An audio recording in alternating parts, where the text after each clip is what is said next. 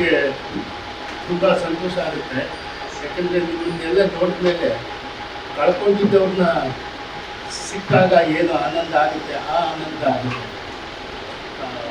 ಭಾಳ ಜನರಿಗೆ ನಾನು ಅವ್ರನ್ನ ಕೇಳ್ತಾ ಇದ್ದೆ, ಈ ಸಂಸ್ಥೆಯ ಉದ್ದೇಶಗಳೇನು, ನನಗೇನು ಸಾಹಿತ್ಯ ಇಲ್ಲ ಅಂತ. ಅದರ ಒಂದೇ ಮಾತಲ್ಲಿ ಇವರು ತಿಳಿಸಿದ್ದಾರೆ, ನೀವೆಲ್ಲರೂ ಏನಾದರೂ ಸಮಾಜದಲ್ಲಿ ಏನು ಅನ್ಯಾಯಗಳಾಗುತ್ತೆ, ದೌರ್ಜನ್ಯಗಳಾಗುತ್ತೆ, ಅದನ್ನು ಹೋರಾಟ ಮಾಡಬೇಕು, ಅದ್ರ ಬಗ್ಗೆ ಒಂದು ಅರಿವನ್ನು ಮೂಡಿಸಬೇಕು ಅಂತ ಅಂದ್ಕೊಂಡಿದ್ದೀರ. ಸೊ ನನಗೆ ಇಲ್ಲಿ ಪರಿಚಿತರು ಇಲ್ಲ ಕೆಲವರು, ಆದರೂ ಭಾಳಷ್ಟು ಜನ ನನಗೆ ಬಂದಿದ್ದಾರೆ. ಈಗ ಉಲ್ಗಪ್ಪ ಕಟ್ಟಿಮನಿ ಅವ್ರನ್ನ ನಾನು ಕೇಳಿದ್ದೆ, ತುಂಬ ಅವ್ರನ್ನ ಒಂದು ರೀತಿ ನಾನು ಫ್ಯಾನು. ನಾನು ಜನಾರ್ದನ್ ಕೇಳಿದ್ನಲ್ಲ, ಜನ್ನಿ ಅಂತ. ಸೊ ಆ ಥರ ನಾವೆಲ್ಲ ಒಂದು ಕಡೆ ಇಲ್ಲ, ಮತ್ತೆ ಪಾಡಿಗೆ ನಾವು ಬೆಂಗಳೂರಿನಲ್ಲಿದ್ದೀವಿ, ನೀವು ಮೈಸೂರಲ್ಲಿದ್ದೀವಿ. ಹಾಗೆ ತುಂಬ ಜನ ನಾವು ಆರಾಧಿಸ್ತೀವಿ, ಅವ್ರನ್ನೆಲ್ಲ ನೋಡಬೇಕು, ಮಾತಾಡಬೇಕು ಅಂತ. ನನಗೆ ಈ ವೇದಿಕೆ ನನಗೆ ಅದನ್ನು ಒದಗಿಸಿದೆ. ಆಮೇಲೆ ಇಲ್ಲಿ ಎಕ್ಸಿಕ್ಯೂಟಿವ್ ಕಮಿಟಿನಲ್ಲಿ ಯಾರ್ಯಾರು ಮೆಂಬರ್ಸು ಅಂತ ನಾನು ನೋಡ್ತಾ ಇದ್ದೆ. ಅದರಲ್ಲಿ ನನಗೆ ಅತ್ಯಂತ ಪ್ರೀತಿ ಪಾತ್ರರಾದ ಒಬ್ಬ ಪೊಲೀಸ್ ಅಧಿಕಾರಿ ಸೈಯದ್ ಗುಲ್ಫತ್ ಹುಸೇನ್ ಅಂತ. ಅವರು IPS ಮಾಡಿ IGP ಆಗಿ ನಿವೃತ್ತಿ ಹೊಂದಿದ್ರು. ಅವ್ರನ್ನ ನಾನು ನೋಡ್ತಾ ಇದ್ದೆ, ಯಾಕೆ ಅವ್ರಿಗೆ ಬಂದಿಲ್ಲ, ಇವತ್ತು ಚಿಂತೆ ಇಲ್ಲ, ನಾನು ಕೇಳಿದೆ ಅಂತ ಹೇಳಿ ಅವ್ರಿಗೆ ನಾನು ಫೋನು ಮಾಡ್ತೀನಿ ಅವ್ರಿಗೆ, ನಿನ್ನೆ ಬರ್ತೀರಾ ಅಂತ ನಾನು ಬಂದಿದ್ದೆ ಅಂತ ಹೇಳ್ತೀನಿ ಅವ್ರಿಗೆ. ನನಗೆ ಅವರೆಲ್ಲ ಸೇರಿರೋದು ಸ್ವಲ್ಪ ಈ ನಂಬಿಕೆ ಕಳ್ಕೊಂಡಿದ್ದವ್ರಿಗೆ ಮತ್ತೆ ನಂಬಿಕೆ ಮರುಕಳಿಸ್ತಾ ಇದೆ ಅಂತ ನನಗೆ. ಯಾಕೋ ಏನೋ ಈ ಸಮಾಜದ ಬಗ್ಗೆ ಅಂಥ ಒಳ್ಳೆಯ ಅಭಿಪ್ರಾಯ ಇಲ್ಲ. ಆಮೇಲೆ ಯಾರು ನಿಷ್ಕ್ರಿಯರಾಗಿರ್ತಾರೋ, ಮಾಡೋ ಶಕ್ತಿ ಇದ್ದು ನಿಷ್ಕ್ರಿಯರಾಗ್ತಾರೋ ಅವ್ರನ್ನೂ ಅಪರಾಧವನ್ನು ಎಸಗ್ತಾರೆ ಅಂತ ನಾನು ಅನ್ಕೊಳ್ತೀನಿ. ನಿಮಗೆ ಆಗೋದಕ್ಕೋಸ್ಕರ ನಾವು ಮಾಡಬೇಕು.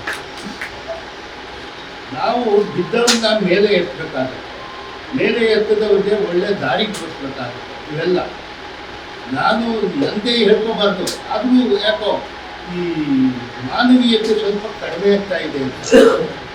ಬೇರೆಯವ್ರನ್ನ ಕಂಡು ಮರುಗೋದು, ನನಗೆ ನೋವಾದರೆ ಇನ್ನೊಬ್ಬರಿಗೆ ನೋವು ಯಾವ ರೀತಿ ಆಗ್ತಾ ಇದೆ, ಅದನ್ನು ನಾವು ಸಹ ಆ ನೋವನ್ನು ಅನುಭವಿಸ್ಬೇಕು ಅಂತ ಒಂದು ಸಂಸ್ಥೆ ಕಟ್ಟಿದ್ದೀರಾ ಅಂತ ನಾನು ಅಂದ್ಕೊಂಡಿದ್ದೀನಿ. ನಮಗೆ ಇದಕ್ಕೆ ಒಂದು ಸಣ್ಣ ವಿಷಯ ಹೇಳ್ತೀನಿ. ಚಿಕ್ಕಮಗಳೂರಿಂದ ನಾನು ಕಳಸ, ಕುದುರೆಮುಖ ಅದು ಹೋಗಬೇಕು ಅಂದರೆ ಆವಾಗ ಈಗಿನ ಕಾಲಕ್ಕೆ ಅದು 2 hours ಜರ್ನಿ ಕುದುರೆಮುಖಕ್ಕೆ. ಆವಾಗ 5 hours ತಗೊಳ್ತಾ ಇತ್ತು. ಆ ರಸ್ತೆಗಳ ಆ ಥರ ಇತ್ತು. ಆಮೇಲೆ ಆಗ ವೆಹಿಕಲ್ಸನ್ನು ಅಷ್ಟೇ ಏನು ನಿಧಾನವಾಗಿ ಕೊಡ್ತಾ ಇತ್ತು. ನಮ್ಗೆ ಒಳ್ಳೊಳ್ಳೆ ವೆಹಿಕಲ್ ಕೊಟ್ಟಿದ್ರು, ಆದ್ರೂ ಅಂಥ ರಸ್ತೆಗಳಲ್ಲಿ ನಾವು ಹೋಗೋಕ್ಕಾಗ್ತಿರ್ಲಿಲ್ಲ. ಮಳೆ ಜಾಸ್ತಿ, ಮಲೆನಾಡಿನ ತುಂಬ ಜಾಸ್ತಿ ಮಳೆ ಬರುವಂಥದ್ದು ಕಳಸ ಮತ್ತು ಕುದುರೆಮುಖ. 3 ನದಿಗಳು ಏನಂದ್ರೆ ಸಿಂಗಲ್ ರೋಡ್ ಈಗ ಈ ಥರ. ಆಮೇಲೆ ಅಲ್ಲಿ ಯಾರಾದರೂ ಪ್ರೆಗ್ನೆಂಟ್ ವುಮೆನ್ ನಾನು ನೋಡಿದ್ರೆ ನನಗನ್ಸುತ್ತೆ ಬಸ್ಸಿಗೆ ಕಾಯ್ತಾ ಇರ್ತಾರೆ, ನಿಲ್ಸ್ಬಿಟ್ಟು ಯಾವ ಊರಿಗೆ ಹೋಗ್ಬೇಕು ಕೇಳಿ. ಮಕ್ಕಳು ಮುಂದಿನ ಭಾಳ ಜೈಪುರದಿಂದ ಮತ್ತು ಕಳಸ ಯಾವತ್ತು ಹೋಗ್ಬೇಕಂದ್ರೆ ನಾನು ಕರ್ಕೊಂಡು ಹೋಗ್ತಾ ಇದ್ದೆ. ಮಕ್ಕಳು ಸ್ಕೂಲ್ ಹೋಗುವಾಗ ಛತ್ರಿ ಇಟ್ಕೊಳ್ತಿದ್ರು, ಅದು ಏನು ಪ್ರಯೋಜನ ಆಗ್ತಾ ಇರಲಿಲ್ಲ. ಛತ್ರಿ ಹಿಡಿದು ಸಮಾಧಾನ ಅಷ್ಟೇ. ಅವರು ನೆನೀತಾ ಇದ್ರು, ಒದ್ದೆ ಆಗ್ತಾ ಇದ್ರು. ನಾವು ನನ್ನ ಕಾರಲ್ಲಿ ಕರ್ಕೊಂಡು ಹೋಗ್ತಾ ಇದ್ದೆ. ಆಮೇಲೆ ಒಂದು ದಿನ ಡ್ರೈವರ್ ಆತ ನನಗೆ ಹೇಳಿದ, ಸ್ವಾಮಿ ನಿಮ್ಗೆ ಒಂದು ವೆಹಿಕಲ್ ಸಾಗಲ್ಲ, ಹಿಂದೆ ಒಂದು ಜೀಪ್ ನಾಳೆಯಿಂದ ಬರಲಿಕ್ಕೆ ನಾನು ನೀವು ಹೇಳಿದ್ರಿ ಅಂತ ಹೇಳ್ತೀನಿ. ನಾನು ಯಾಕಪ್ಪ, ನನಗೆ ಯಾಕೆ ಹೇಳಿಲ್ಲ, ನಾನು ಅಂದ್ಕೊಂಡೆ ಅವನೇನೋ ಸೆಕ್ಯೂರಿಟಿ ಕೊಡ್ತಾ ಇದ್ದಾನೆ ನನಗೆ ಅಂತ. ನನಗೇನು ಸೆಕ್ಯೂರಿಟಿ ಬೇಡ ಅಂತ. ಇಲ್ಲ ಸ್ವಾಮಿ, ತಾವು ಈ ಮಕ್ಕಳನ್ನ, ಈ ಪ್ರೆಗ್ನೆಂಟ್ ವುಮನ್ನು ಅಥವಾ ವಯಸ್ಸಾದವ್ರನ್ನ ನಾವು ಸಾಗಿಸ್ತಾ ಇದ್ದೀವಿ ಒಂದು ಕಡೆಯಿಂದ ಒಂದು ಕಡೆ. ನಾನು ಬೇರೆ ಕಡೆ ಹೋಗೋದಿಲ್ಲ, ನಾವು ಹೋಗೋದು ಅಲ್ಲಿ ಇದ್ದವ್ರನ್ನಾದ್ರೂ ಕರ್ಕೊಂಡು ಹೋಗ್ಬೇಕು. ಅಷ್ಟಾದರೂ ಮಾನವೀಯತೆ ನಾನು ಕೆಲವರಲ್ಲಿ ಕಾಣ್ತಾ ಇಲ್ಲ ಈಗಿನ ಸಮಾಜದಲ್ಲಿ. ನೊಂದು ಹಿಂಸೆ ಪಡ್ತಾ ಇರೋದನ್ನ ನೋಡಿ ಆನಂದ ಪಡುವ ವಿಕೃತ ಮನಸ್ಸುಗಳು ಜಾಸ್ತಿ ಆಗಿದೆ. ಸೋಷಿಯಲ್ ಮೀಡಿಯಾದಲ್ಲೂ ನಾನು ನೋಡಿದಾಗ ನನ್ನ ಜೀವಮಾನ ಪರ್ಯಂತ ಕಣ್ಣೀರು ವರ್ಷದೇ ಆಗಿತ್ತು. ನನ್ನ ಆಫೀಸ್ಗೆ ಸುಮಾರು ನಿಮ್ಗೆ ಆಶ್ಚರ್ಯ ಆಗ್ಬೋದು, ಯಾಕಂದರೆ ನಾನು ಈಗ ಗಾಳಿ ಬಂದವರು ಈಗಲೂ ಇದ್ದಾನೆ. ನನ್ನ ಇವ್ರನ್ನ ಯಾರು ಉಲ್ಪತ್ ವಿಷಯದವ್ರನ್ನೇ ಕೇಳ್ಬೋದು, ನನ್ನ ಜೊತೆ ಯಾರು ಕೆಲಸ ಮಾಡಿದ್ದಾರೆ ಅವ್ರು ಕೇಳಿ. ನನ್ನ ಕಚೇರಿ ಮುಂದೆ ಕನಿಷ್ಠ 200-300 ಜನ ಇರೋರು, ಕನಿಷ್ಠ 200, ಹೆಚ್ಚು 300 ಜನ ಇರೋರು. ಎಲ್ಲರೂ ಕಣ್ಣೀರು ಒರೆಸ್ಬೇಕು ಅಂತಂದರೆ ಭಾಳ ತಾಳ್ಮೆ ಬೇಕು. ಆ ತಾಳ್ಮೆ ನನಗಿತ್ತು ಅಂತ, ಆ ಮನುಷ್ಯತ್ವ ಮಾನವೀಯತೆ ಇರೋದ್ರಿಂದ ಆ ತಾಳ್ಮೆ ನನಗೆ ಇರ್ತಾಯಿತ್ತು. ನನ್ನ ಇಡೀ ಸೇವೆಯಲ್ಲಿ 33 ವರ್ಷ ನಾನು ಸೇವೆ ಮಾಡಿದೆ. ಆ ಸೇವೆಯಲ್ಲಿ ಎಂಥ ಕೆಲಸ ಮಾಡಿದ್ದೀನಿ ಅನ್ನೋದು ನನಗೆ ಗೊತ್ತಾಗಲಿ. ಇದು ನನ್ನದು ದೊಡ್ಡತನ ಅಂತ ಅಲ್ಲ, ನನ್ನ ತಂದೆ ತಾಯಿ ನನ್ನನ್ನು ಆ ರೀತಿ ಸಾಕಿದ್ರು. ಆವಾಗ ನನ್ನ ಬಾಲ್ಯ, ನನಗೆ ಈಗ 74 ವರ್ಷ, ನನ್ನ ಬಾಲ್ಯ ಭಾಳ ಒಳ್ಳೊಳ್ಳೆ ಜನರು ಇತ್ತು ಅಂತ, ಬೇರೆಯವ್ರಿಗೆ ತೊಂದರೆ ಮಾಡ್ತಾ ಇರಲಿಲ್ಲ. ಆಮೇಲೆ ಜಾತಿ ಇದೆಲ್ಲ ಇರಲಿಲ್ಲ, ಈಗ ಇರೋ ಅಷ್ಟು. ಈಗ ಕುರುಮಾರಿಗಳು ಜಾಸ್ತಿ ಆಗಿದ್ದಾರೆ. ಕುರುಮಾರಿಗಳು ಮತ್ತು ಆಂಟಿ ಸೋಷಿಯಲ್ ಎಲಿಮೆಂಟ್ಸ್ ಅಂತ ಏನು ಹೇಳ್ತೀರೋ ಅದು.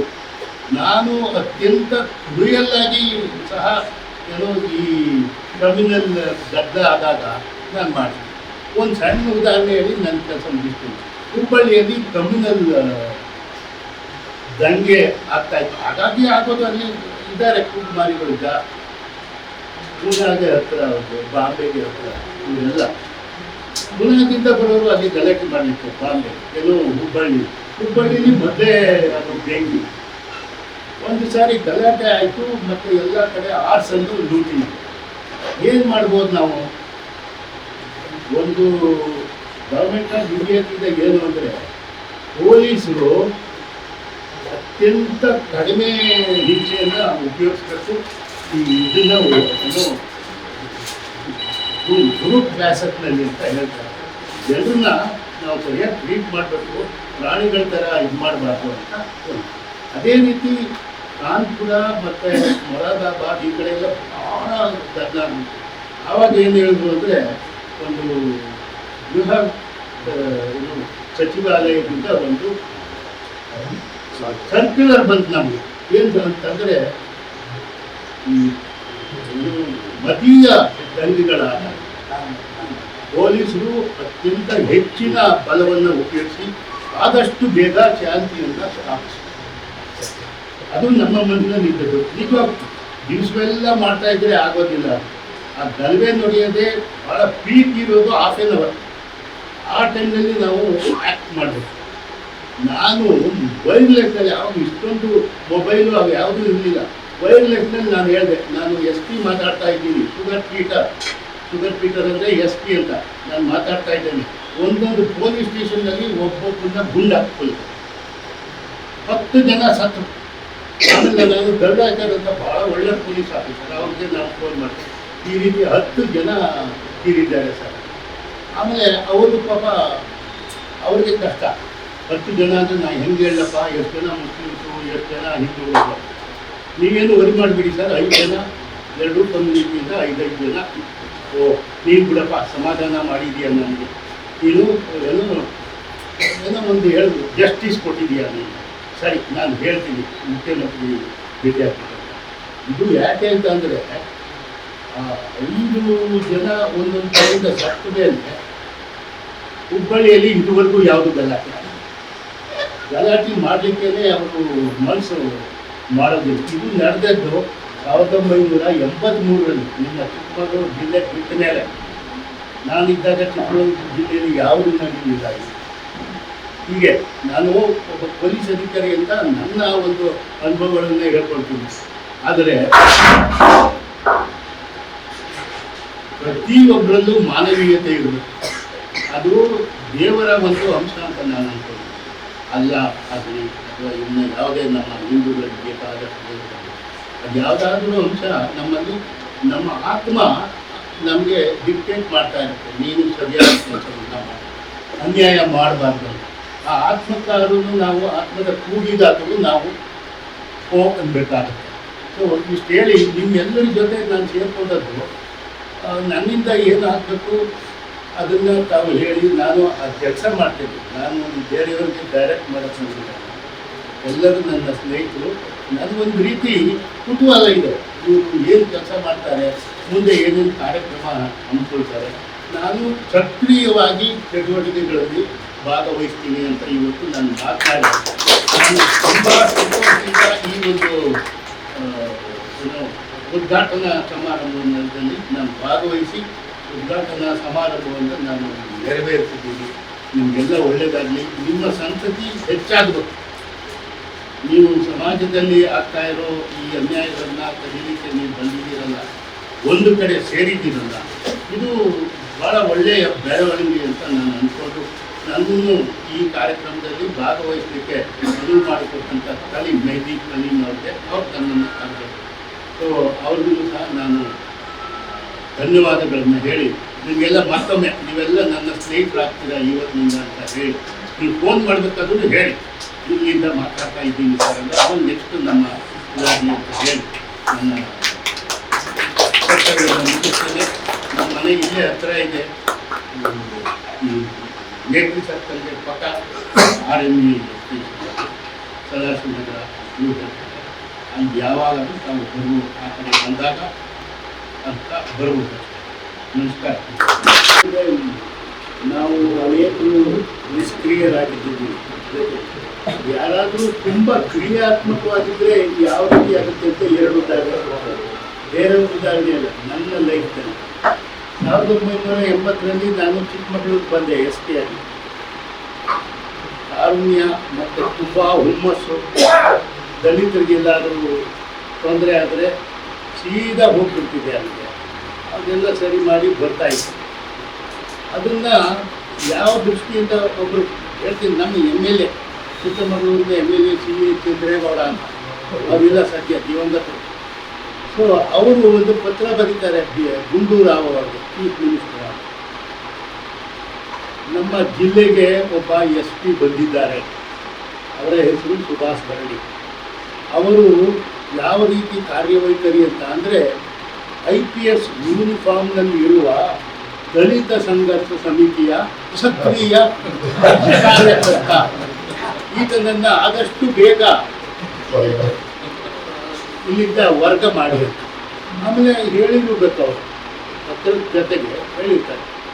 ಆಮೇಲೆ ಎಲ್ಲ ಕಡೆ ಇಂಟೆಲಿಜೆನ್ಸ್ ಎಲ್ಲ ರಿಪೋರ್ಟ್ ತಗೊಂಡು ಹೌದು ಇವರು ಹಿಂಗೆ ಮಾಡ್ತಾರೆ ಅದು ಇದು. ಜೊತೆಗೆ ನನ್ನನ್ನು ಒಂದ್ಸರಿ ಗುಂಡೂರಾವ್ ಅವರು ಕೇಳಿದ್ರು, ಬನ್ನಿಯವರು ಈ ಥರ ಆರೋಪ ಮಾಡಿದ್ದಾರೆ. ಆರೋಪ ಯಾರು ಮಾಡಿದ್ದಾರೆ ಸರ್? ಒಬ್ಬ MLA. ಅವರಿಗೆ ನಾನು ಯಾರದ್ದು ರಕ್ಷಣೆಗೆ ಬಂದಿದ್ದೀನಿ ಅಂತ ತಿಳ್ಕೋಬೇಕು. ಯಾರ ರಕ್ಷಣೆ ನಾನು ಮಾಡಿ, ಎಸ್ಟೇಟ್ ಓನರ್ಸ್ಗೆ ನನ್ನ ರಕ್ಷಣೆ ಬೇಕಿಲ್ಲ. ಅವ್ರಿಗೆ ಬೇಕಾದಷ್ಟು ಆಳುಗಳಿದ್ದಾರೆ, ಬೇಕಾದಷ್ಟು ನಾಯಿಗಳಿದೆ, ಬೇಕಾದಷ್ಟು ನಾವು ಕೊಟ್ಟ ಬಂದೂಕಗಳೇ ಇವೆ. ದಲಿತರು ಕೂಲಿ ಮಾಡ್ಕೊಂಡು ತಿನ್ನೋರಿಗೆ ಸಹಾಯ ಮಾಡಿದ್ರೆ ಇವ್ರು ಯಾಕೆ ಒಟ್ಟೋದು? ಇನ್ನೊಂದ್ಸರಿ ಇನ್ನೊಂದು ಹೇಳ್ಬೇಕು, ಈ SP ಬಂಗಲೆ ಬಳ್ಳಾರಿಯಲ್ಲಿ ಭಾಳ ದೊಡ್ಡದು, ಇಡೀ ರಾಜ್ಯಕ್ಕೆ ದೊಡ್ಡದು. ಒಂದು 14 ಎಕರೆ ಇದರಲ್ಲಿ ಇದೆ, ಭಾಳ ಹಳೆ ಬ್ರಿಟಿಷ್ ಕಾಲ. ಒಬ್ಬ MLA ಬರೀತಾರೆ, ಬಳ್ಳಾರಿ MLA. ಅವರು ಏನು ಅಂತಂದರೆ, ಈ SP ಬಂಗಲೆಯ ಪಾವಿತ್ರ್ಯವನ್ನು ಹಾಳು ಮಾಡಿದ SP. ಈತನ ಬಂಗಲೆ ತುಂಬ ದಲಿತರೇ ತುಂಬಿರ್ತಾರೆ. ಆಮೇಲೆ 14 ಎಕರೆ ಭೂಮಿ ಇವ್ರಿಗೆ ಇರೋದು. ಭಾಳಷ್ಟು ಜನ ರಾತ್ರಿ ಅಲ್ಲೇ ಮಲಗ್ತಾರೆ. ಅಂದರೆ ಯಾಕೆ ಅಂತಂದರೆ ಇದು ಅಪವಾದ ಅದು. ಆಮೇಲೆ ನನ್ನನ್ನು ಆವಾಗ ಕೇಳಿದ್ರು, ನನ್ನೇನು ಕೇಳಿದ್ರು, ಈ ಥರ ಆಗುತ್ತಲ್ಲ ಸರ್, ಪೊಲೀಸ್ ಇರೋದೇ ದೀನ ದಲಿತರನ್ನ ಕಾಪಾಡಬೇಕು, ಅವರು ನನ್ನ ಮನೆಯಲ್ಲೇ ಮಲಗ್ತಾರೆ ಅಂದರೆ ಅದಕ್ಕಿಂತ ಸರ್ಕಾರಕ್ಕೆ ಇನ್ನೇನು ಎಸಬೇಕು? ಇದನ್ನು ಪಬ್ಲಿಷ್ ಮಾಡಬೇಕು, ನೀವು ಪತ್ರಿಕೆಗಳಿಗೆ ಹಾಕಬೇಕು ಸರ್. ಆಮೇಲೆ ಅವರು ಇಲ್ಲ ಇಲ್ಲ ನನಗೆ ಸಂತೋಷ ಆಯಿತು ನೀವು ಹೇಳಿರೋದು ಅಷ್ಟೇ, ಅದಕ್ಕೇನು ಮತ್ತೆ ಬೇರೆ ನನಗೆ ಯಾವ ಅರ್ಥನೂ ಯಾರೂ ತಗೊಂಡಿಲ್ಲ. ಆದರೆ ಈ ಥರ ಕಿರುಕುಳ ಕೊಡ್ತಾರೆ. ನಾವು ಮಾಡಬಾರ್ದು, ಯಾಕೋ ಅಂದರೆ ದಲಿತರು ಒಬ್ಬರು ಸಿಕ್ಕಿದ್ರು ನಾವು ಮಾತಾಡ್ಸ್ಬಾರ್ದು. ಈ ರೀತಿ ನಮ್ಮನ್ನ ಸ್ವಲ್ಪ ಸಣ್ಣ ಏನೋ ವೀಕ್ ಪರ್ಸನ್ಸ್ ಆದರೆ ಇವಾಗ ನಮ್ಗೆ ಯಾಕಪ್ಪ ಈ ಥರ ಬರೀತಾರೆ ಅಂತ ಮುಖ್ಯಮಂತ್ರಿಗಳ ಗಮನಿಸಿದ್ರೆ ನನಗೆ ಮುಂದೆ ಭವ್ಯವಾದ ಏನೋ ಕೆರಿಯರ್ ಇದೆ ಆ ಥರ ತಿಳ್ಕೊಂಡು ಕೆಲಸ ಮಾಡೋರು. ನನಗೇನಾಗಲಿ ನಾವು ಕೆಲಸ ಮಾಡೋದು.